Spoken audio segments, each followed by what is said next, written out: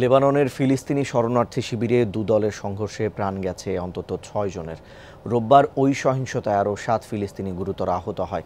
ফিলিস্তিনের ক্ষমতাসীন দল ফাতাহ মুভমেন্ট জানিয়েছে নিহতরা সবাই তাদের সদস্য, যার মধ্যে রয়েছে কমান্ডার আশরাফ আল আরমৌশি এবং তার কমরেডরা। রোববার আইন আল হিলওয়াহ ক্যাম্পে দলটি লক্ষ্য করে আত্মাইরা গুলি ছোড়ে। মুহূর্তেই রণক্ষেত্রে পরিণত হয় গোটা অঞ্চল। দুপক্ষের সহিংসতায় আহত হন শরণার্থী শিবিরের পথচারীরা, যে তালিকায় রয়েছে 2 শিশুও।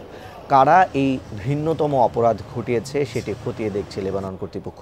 জাতিসংঘের তথ্য অনুসারে 1948 সালে নির্মিত এই ক্যাম্পে থাকেন 63,000 নিবন্ধিত ফিলিস্তিনি। এছাড়া ইসরায়েলি আগ্রাসনে গৃহহীন 4,80,000-এর মতো ফিলিস্তিনির আশ্রয়স্থল এই লেবানন।